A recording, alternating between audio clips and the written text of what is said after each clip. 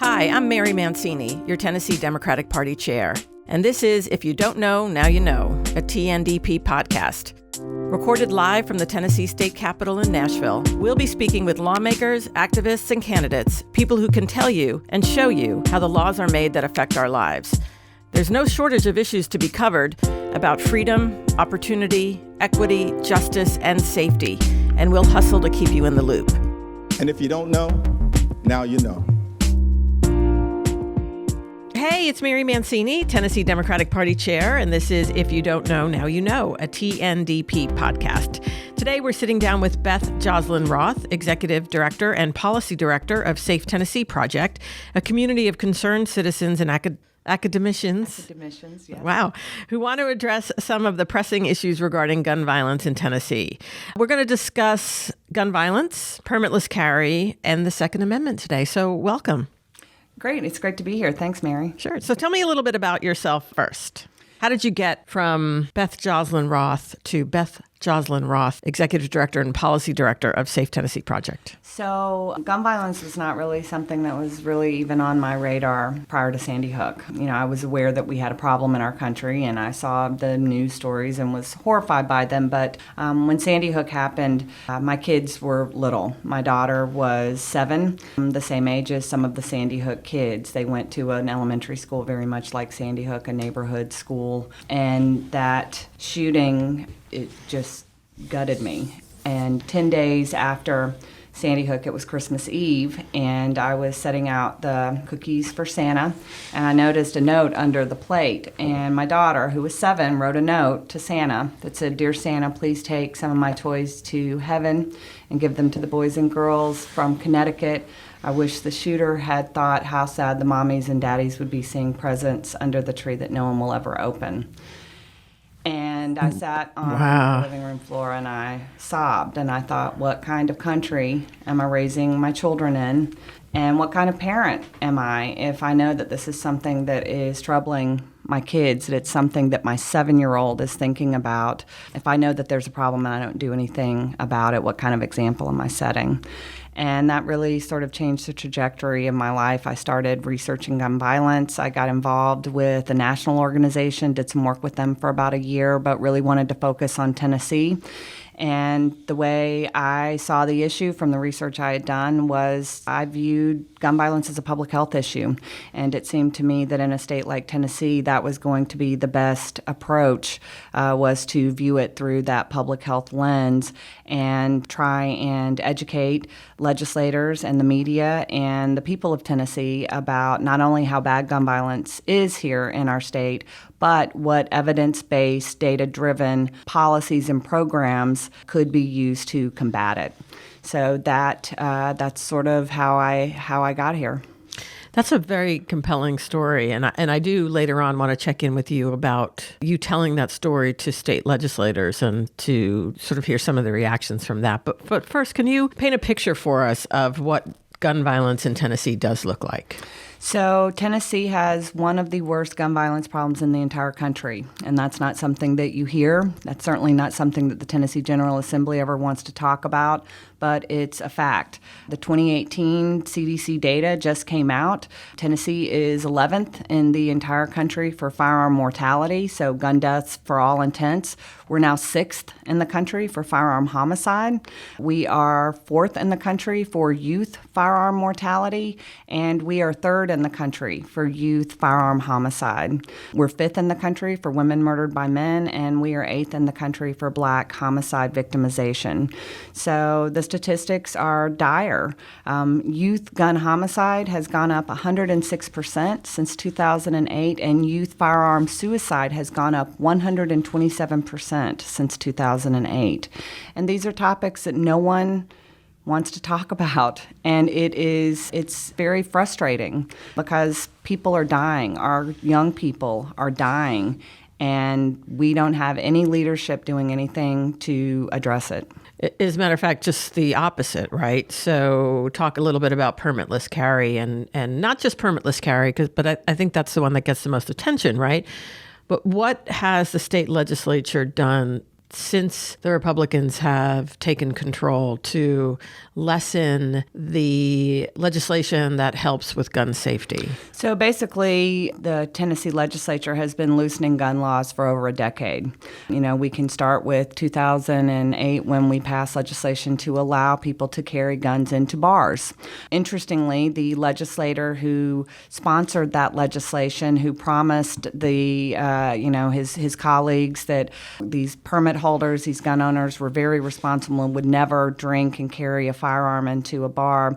That legislator was arrested for a DUI within about a year of the bill's passage with a loaded firearm in his vehicle. He was also reelected, by the way. His name was Curry Todd. He was a representative out of Shelby County. But so that's just to set the stage. We passed legislation to allow guns in bars. In 2015, they passed legislation to allow permit holders to carry guns in all city and state parks, including those that were adjacent to or used by schools. In 2016, they passed legislation to allow guns be carried on college campuses by faculty members and full-time employees. That was legislation that was opposed by law enforcement and by the campus police chiefs. In 2017, they passed legislation to allow permit holders to carry guns on public transportation, and actually included a provision in the legislation that any city that did not comply with the law could be sued for triple damages by an individual or an outside organization. So in other words, if, say, the city of Chattanooga decided that they were going to continue to prohibit guns on their public transportation, the NRA would have standing to come in and sue the city for triple damages. Of course, last year they passed the law to reduce the amount of training that one has to have to get a new type of gun permit. We've had an existing permit for years that they're now calling an enhanced carry permit. To get an enhanced carry permit, you would undergo a background check, undergo 8 hours of training, 4 hours of classroom training, and 4 hours of range training. Last year, they created a new type of gun permit called a concealed carry permit that requires a background check, but to satisfy the training requirement, you can just watch a 90-minute video online. That legislation was opposed by a lot of people, including law enforcement. It was passed anyway, which brings us to where we are now, which is the push to create permitless carry, which would eliminate the requirement for a background check and any training in order to carry loaded guns in public, which again is vehemently opposed by law enforcement.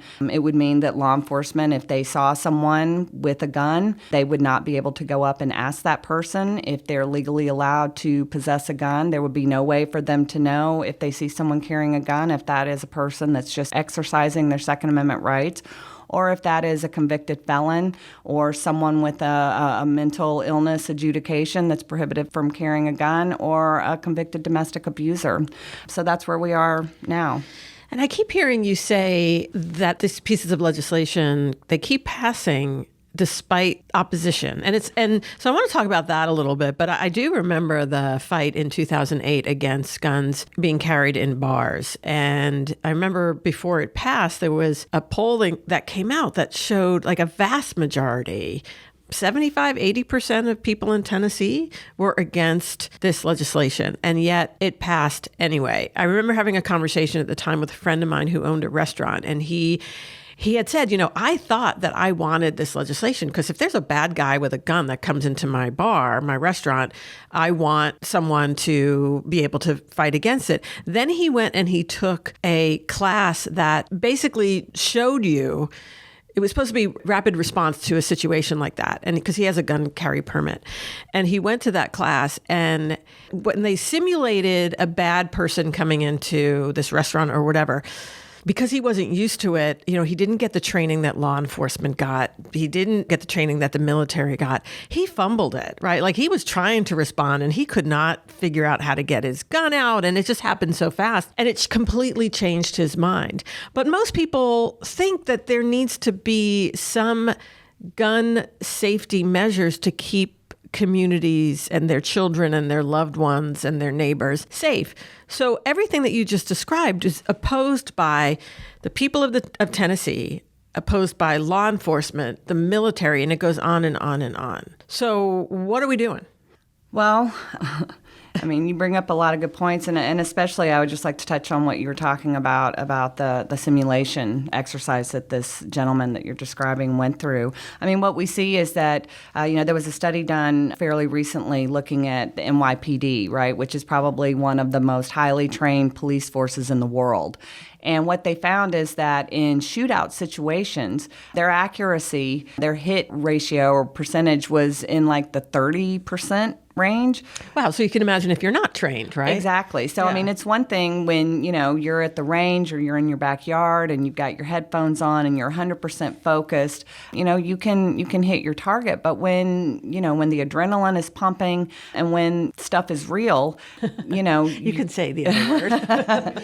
it's a lot harder to hit your target. And so that's where a lot of the concerns have come from. And so, yesterday, for example, I testified in a subcommittee and they brought us up At the state legislature. At the state legislature, yes, the House Constitutional Protection Subcommittee.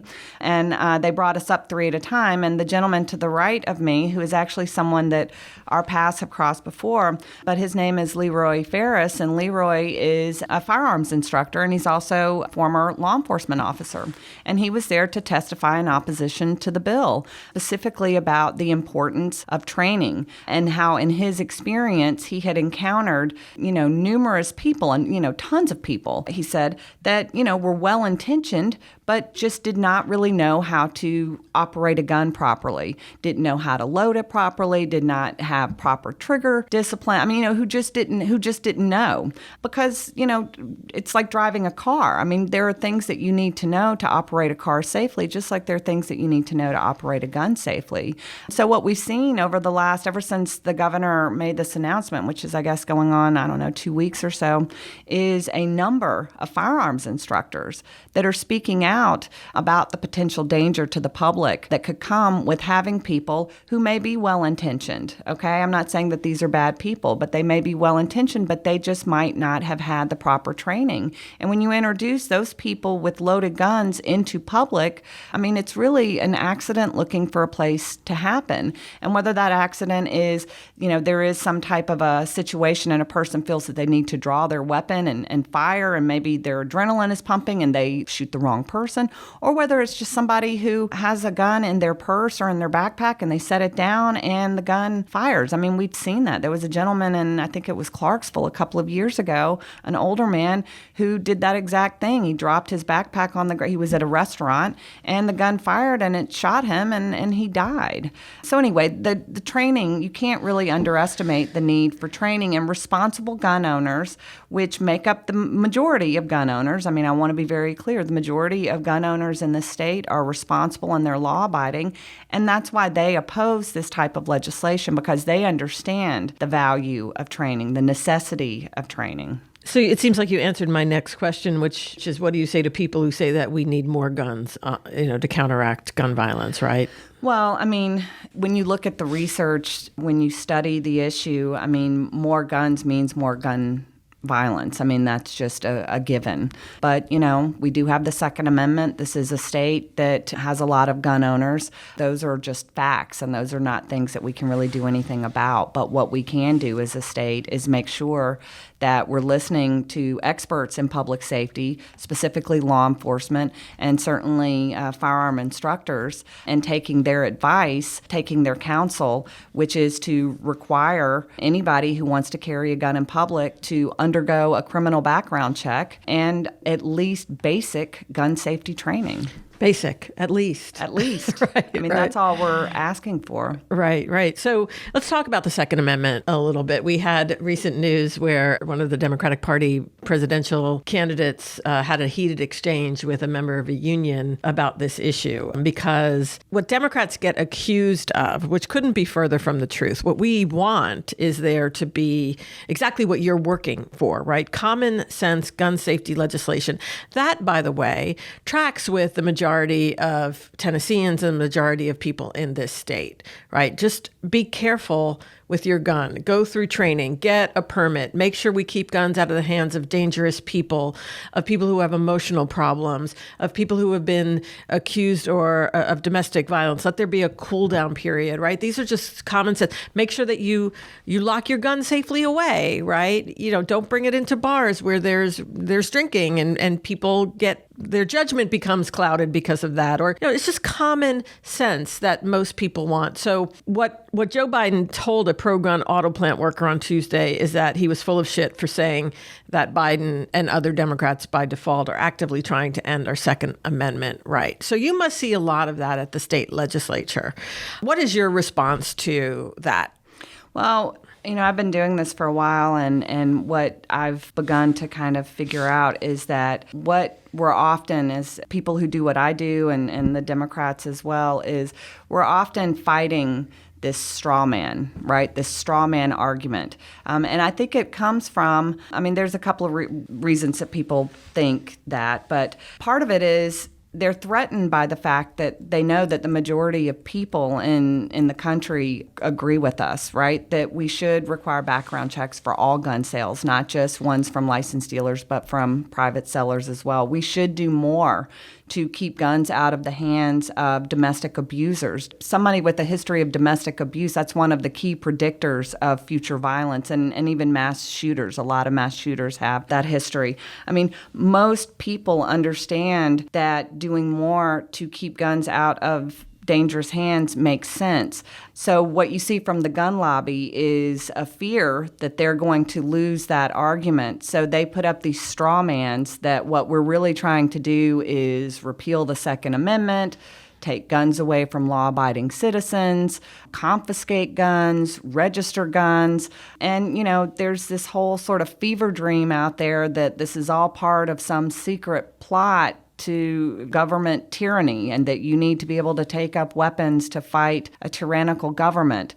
And, really, when you think about that, that's kind of ridiculous. At the end of the day, that's not going to happen. The government's not going to turn on the American people. That's just not something that's going to happen. But, even if it did come to that, the military has drones. The military has tanks.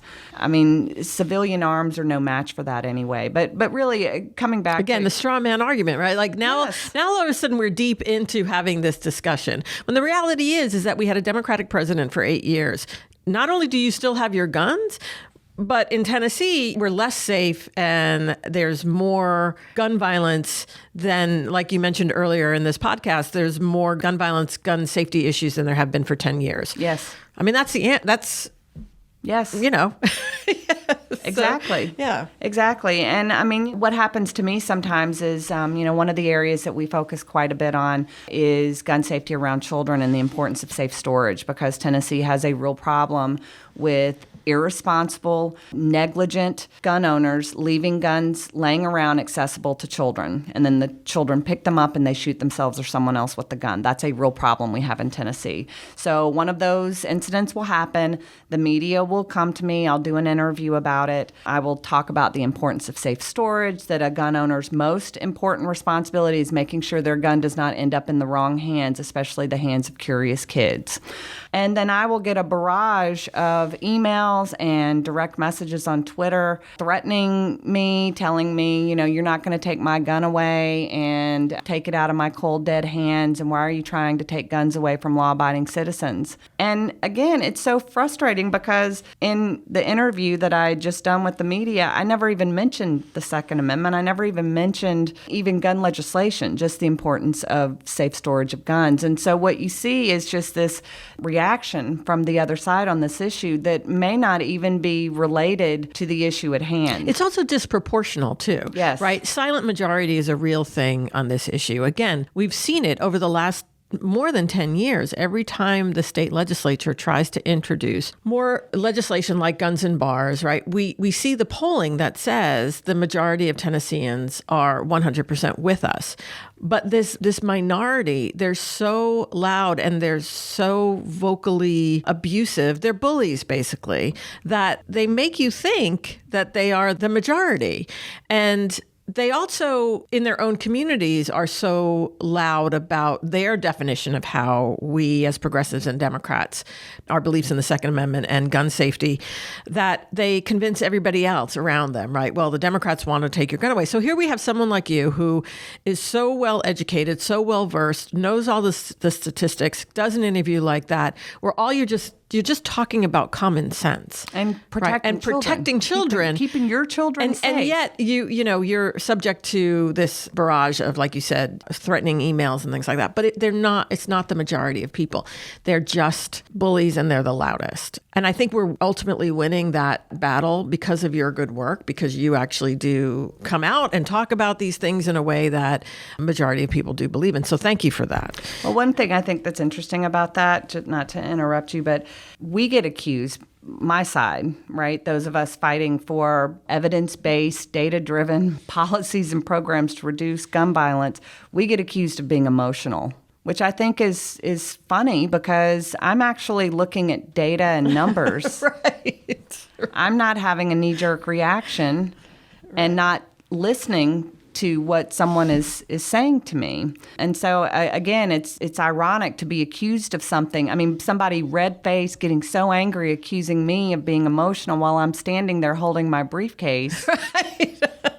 I mean, you're just sort of like looking around like, is this happening right now? Right. But Okay. it happens all the time. It happens all the time. So with or without naming names, you're up there at the state legislature lobbying. And I want to talk a little bit about the legislation that you were trying to pass, because there's legislation you're trying to stop, as you described earlier, and there's also legislation you're trying to pass.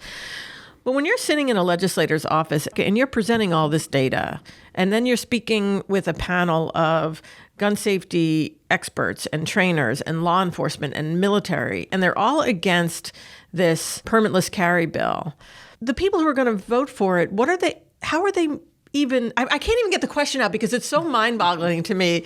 There's so much evidence and there's so many important people against it, people that they say they support unequivocally, the military and police and law enforcement, which goes to show actually they don't. We are the party that believes in community safety and working with these folks to make sure that our communities are safe and that we do have our freedom, we keep our freedom, right? But what do they say to you? I mean, how do they just go, la, la, la, la, la, I'm not listening? Or do they actually have some kind of comeback as to why they are going to vote for something like permitless carry or guns in bars or whatever? Well, what it comes down to is they have a very literal, fundamentalist interpretation of the Second Amendment. They're not really interested in other legal opinions on the Second Amendment or Supreme Court cases. For example, the 2008 Heller decision, which was a landmark decision, which did confer the right of individuals to keep and bear arms. But in that same decision, there was language that, by the way, was written by Antonin Scalia, hardly a liberal gun grabber, but there was language in that opinion that created a whole list of restrictions that would be considered presumptively lawful. Language about, who can carry guns, where they can be carried, the commercial sale of firearms, all these details, which have been the reason that states have been able to pass gun laws, right? That's why states that have passed assault weapons bans, those laws have been challenged, and the laws have been upheld by federal court using the Heller case as the precedent. The same thing with, background checks and, keeping guns out of certain sensitive places. I mean, all that is in that decision. So it comes back to this. They have this very literal, fundamentalist interpretation of the Second Amendment that others, including myself and other constitutional scholars, don't have. And that's really where the debate comes down, how it comes down. Okay. Now, that being said, what also happens is just this rejection of any type of data or research that is presented to them. And I'll just share this one story that, to me, it's still kind of surprising to me that this happened. But last year we were I was working with a whole coalition of organizations that worked in domestic violence, the domestic violence space. And we were, not to get too into the wonky weeds, but we were working on legislation that would address third-party dispossession related to domestic violence, which is a real problem that we have in our state. And what is that exactly, third-party dispossession? Third-party dispossession means that if, under both federal and state law, if you're convicted of a domestic violence offense, you are no longer allowed to possess firearms. You have to dispossess them, which means you have to transfer them to someone else. Tennessee is one of only 13 states that allows third-party dispossession, meaning that you can transfer it to just another person. Of those 13 states, Tennessee is the only state that requires absolutely no information whatsoever about that third party that's taking possession of the firearms. Hey, here, hold my gun. Totally. And so what happens is, and again, this coalition included members of law enforcement, it included the Domestic Violence Firearm Task Force, domestic violence judges. And what they told us was that, often these abusers, these men who are beating up women who are now prohibited from having guns, are just giving their guns to their dad, their brother, their friend, somebody who they have a key to their house. And so anyway, it's this big loophole. So we had legislation last year to require that third party taking possession of the guns, that they would be required to submit an affidavit to the court that affirmed that they themselves were legally allowed to possess guns and that they acknowledged receipt of the offender's firearms, right? I mean, it was a very modest law. But we thought it was a step in the right direction. We actually thought this might be something that we could pass. Well, the NRA got wind of it. They mobilized against it. The day that the bill was to be heard, I was with a person. I'm not going to name her name, but she works here in the city. She works in domestic violence. She's a former prosecutor. She's a nationally recognized expert on domestic violence law.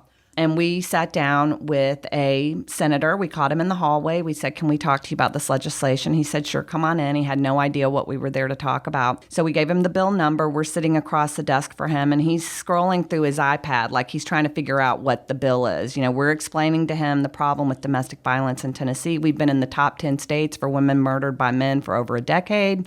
We have this horrible problem with domestic violence homicide. States that have stronger gun laws don't experience the level of domestic violence homicides we have, so on and so forth. And the whole time he's scrolling through his iPad, and then you can see that he sees on his iPad the bill that we're talking about, and his demeanor completely changed. And he said, "Can you tell me that if we pass this law, 100% that we will see a reduction in, has that happened in other states?" And I said, well, that's really hard to answer because these other states they've had these laws on the books. Like, they haven't weakened their laws. They've always had stronger gun laws. And he said, "So you're telling me you can't tell me, you're telling me that you can't show me another state that's done what you're proposing that's seen a reduction?" And I said, well, I can't because other states have already had these laws, so there's not really a before or after. He stood up and said to us, "I don't think that this has anything to do with domestic violence. I think that you have another agenda and this meeting is over and you need to leave." Oh, what? I mean, it was truly stunning. Yeah. And so the woman that I was with, she got up and left. And I'm gathering up my things, and I went out into the hallway and I said, "Are you okay?" And she said, "What the hell was that? Like, is that how you're treated up here?" And I said, "Well, sometimes." And she was like, "I don't know how you do this. That was horrible."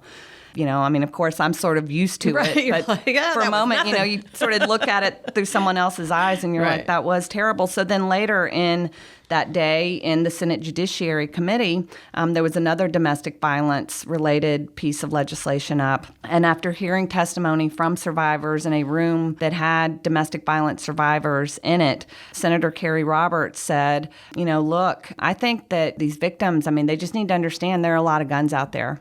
And criminals don't follow laws, and, maybe they just need to learn self-defense." Oh, boy.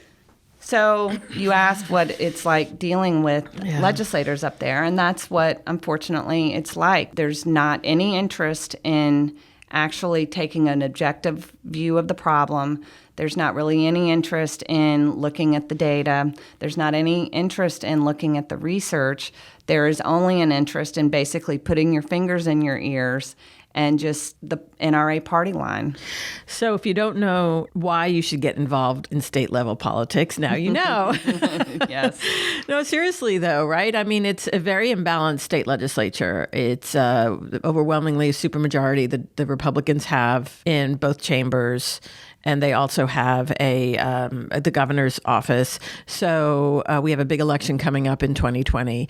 And if you want some of the numbers to be reduced, I know the presidential election's gotten everybody's attention, and it's very, very important. We need to get Trump out of office. But really, if you want this state to move in a direction that's more safe for victims of domestic violence, more safe for children, more safe for our communities, then please find your candidate for your state House or state Senate and work for that candidate. It's very important. Absolutely. I mean, that's, when I first got into this naively, I thought, maybe these legislators maybe they just haven't seen the research. Maybe they're just not familiar with the data. And I can go and educate them, and maybe I can change some of their minds. And, in retrospect, I realized, sadly, how naive I was to think that. Unfortunately, that's the reality. It shouldn't be that way. And, what we say all the time is that policy, all policy, but firearm policy, in particular, should be shaped by data and research and the opinion of public safety experts. That's how we should be creating policy, not just listening to special interest groups. And, something else that I just want to add about the special interest groups and the role that, the NRA in particular plays. People ask me all the time, like, how much money do these legislators get from the NRA? Everybody's convinced that they all get lots of money. And that does happen at the federal level. But at the state level, the NRA actually doesn't give legislators a lot of money. They'll give them, a couple $100s here and there. But they don't have to give them a lot of money, because in 2012, when one of the other pieces of legislation that we didn't talk about at the beginning, which is probably the worst piece of legislation that the General Assembly has ever passed, is the Guns and Trunks Law that was passed in 2013 and then expanded in 2014. Since passage of that law, gun thefts out of cars in Memphis have increased 256%. And out of Nashville, gun thefts from vehicles have increased 390%. So basically that law meant that you can keep your firearm in the trunk of your car. Well, or anywhere in your car. Anywhere in your car. And it basically extended the Castle Doctrine. Without you being in there. Without you being in there. It extended the Castle Doctrine to include your vehicle. And that's such an interesting piece of legislation, because in 2012, when they tried to pass it the first time, a representative named Deborah Maggart was in the legislature. And Representative Maggart was the Republican caucus chair, lifetime NRA member, had an A+ rating from the NRA. But in 2012, when that legislation came up, the business community was very much against it. They felt that they had rights, that their property rights were being usurped by... So as an employee, what they said is, we don't want you parking in our parking lot with your firearm and leaving it in our parking lot. Right. And of course, I mean, they had a lot of concerns around that, not the least of which is, what if someone gets terminated and then they go out and they get their gun and they don't have any cool down period. Exactly. Right? Yeah. And so they were very much against it. And so Representative Maggart, being a good conservative, found herself kind of between a rock and a hard place. Do I go with the NRA and the pro-gun rights side? Or do I listen to my constituents? Right. And the business community, which is also something conservatives, talk about. And it's small business, large business, whatever. Ultimately, she sided with the business community. Well, retribution was swift. The NRA spent over $100,000 to primary her. And all of this happened in just a matter of months. They put up billboards in Goodlettsville, in her district, with her face and President Obama's face, saying both of them say that they're not coming for your guns. I mean, they didn't just work to defeat her. They worked to ruin her politically, and they were successful. So now what you have is a legislature full of legislators who are terrified of being primaried, or in Tennessee, they call it being Maggartized. And really, in many ways, it is not unlike an extortion racket. It's just, instead of the currency being money, the currency is votes. I mean, basically, you have the NRA in a position to sit in a legislator's office and say, you have a nice office here. It sure would be a shame if somebody else was sitting in this office, wouldn't it? Yeah. Not unlike the way that a gang member or, a mobster might go to, the mom and pop candy shop and say, you sure have a nice store here. It'd be a shame if something happened to it. by the way, where's my protection money?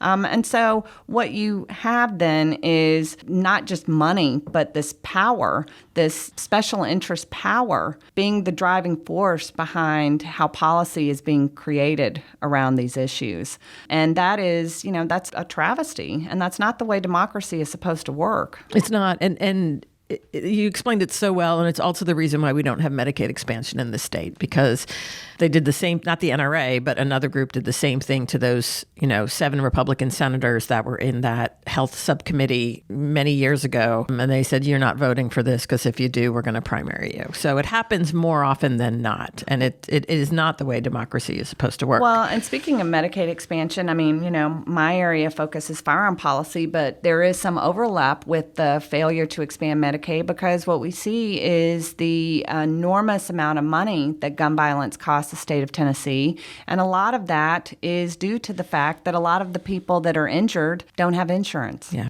There was a horrible story in Memphis back in December. A pregnant woman and her 8-year-old daughter were both shot. The pregnant woman and her unborn child died. And the 8-year-old daughter survived, but she was paralyzed and was going to be paralyzed for the rest of her life. And so the family was out in front of the media asking for help to not only raise funds to bury the mother who was killed, but to also pay for the ongoing medical costs that this 8-year-old little girl was going to have for the rest of her life. And in a state where we don't take care of people who don't have health insurance, that's an added issue in a state that has the type of gun violence that we have. A lot of the numbers that I've been talking about right now have been related to gun deaths, but we also have very high rates of firearm injury. When we have a lot of shootings, most people don't die. Most people end up injured. Yeah. And if you don't have health insurance, that becomes a real problem. Well, Beth Joslin Roth, Executive Director and Policy Director of Safe Tennessee Project, thank you so much for joining us today on If You Don't Know, Now You Know, a TNDP podcast. And I just want to add one more thing. The legislators may not be listening to you, but the people of Tennessee are. And the work that you're doing is educating all of us to understand, number one, what our rights are, and number two, just how bad things in Tennessee. So, and these voters are changing, right? They're changing their minds. And so they're going to do a job of removing some of these most extreme legislators from the Tennessee General Assembly this election cycle. So thank you for everything that you're doing. Thank you. Thank you for everything that you're doing. And thanks for having me today. All right. We'll see you next time on If You Don't Know, Now You Know. Take good care. And if you don't know, now you know. Thanks for listening. You can find out more about the show at tndp.org/podcast. Follow us on Instagram at TENN Democratic Party and on Twitter at TNDP. This show is distributed by We Own This Town. And don't forget to check to make sure you're still registered to vote at sos.tn.gov. If you're not registered, you can go there and do that too. So do it.